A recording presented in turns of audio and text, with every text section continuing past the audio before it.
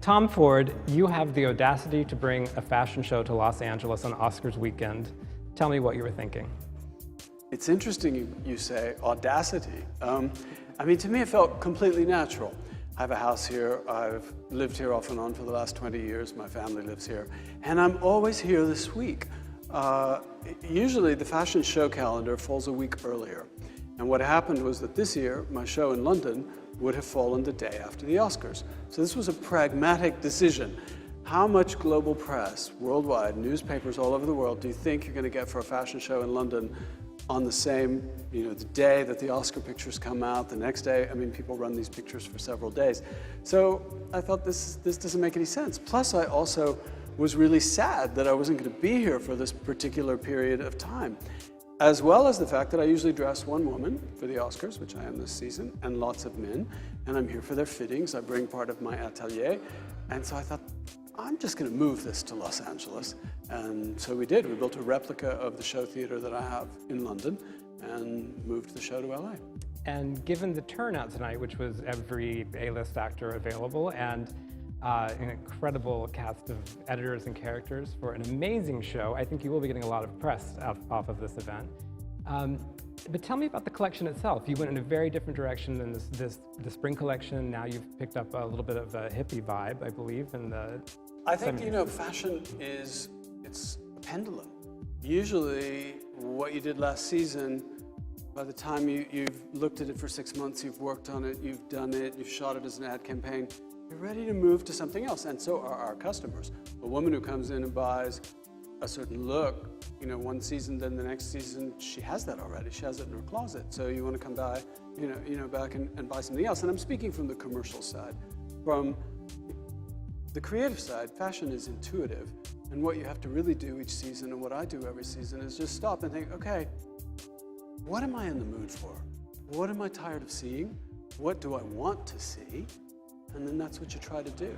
There was even denim for evening in this collection, which There was denim for evening, which we haven't seen in years. Exactly.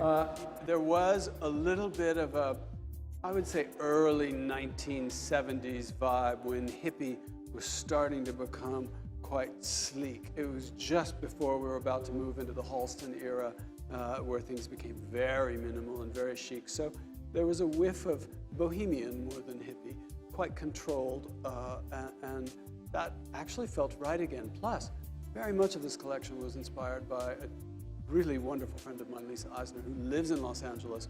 When I think of LA, I think of Lisa. And so I think a lot of those girls, I have two great muses in my life, Karen Reutefeldt, Lisa Eisner, and I vacillate often between the two. I think there were a bit of both in this collection. Mm-hmm. And you mentioned Tippi Hedren, Ali McGraw, even that amazing look. Well, I mentioned Tippi Hedren because there was a certain, for me, putting the collection together, Hitchcock quality, even to the music, was quite, it was soundtrack at the end from a film by the same composer who composed the music for my film. And so I wanted that kind of dramatic, as if there were a Hitchcock heroine who was a slightly eccentric, bohemian character. Mm-hmm. And lastly, does being in LA affect what you design when you put it on the runway? It absolutely does. Now, I did this in London. I put together all the looks in London. My atelier's in London. And then we all flew here 3 days ago with the clothes.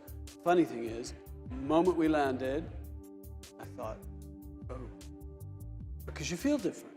I didn't change much, but I contemplated changing it. So I still feel really good about what I sent out. But just being in a different city, in London, so much black feels completely natural. You come to Los Angeles, black feels less like something you want to wear. So I did struggle a little thinking, how's this going to play? I didn't struggle thinking, is this the right collection in terms of fashion? I struggled a little thinking, how will this play to an LA audience of primarily entertainment industry people and a smaller number of journalists than usual, who are, so less fashion journalists. So I gave a lot of thought to how, and in the end I did what I really felt. It's very close, probably the same show I would have done in London. As I said, I put it all together there, so. That was terrific. Thank you. Congratulations. Thank you so much.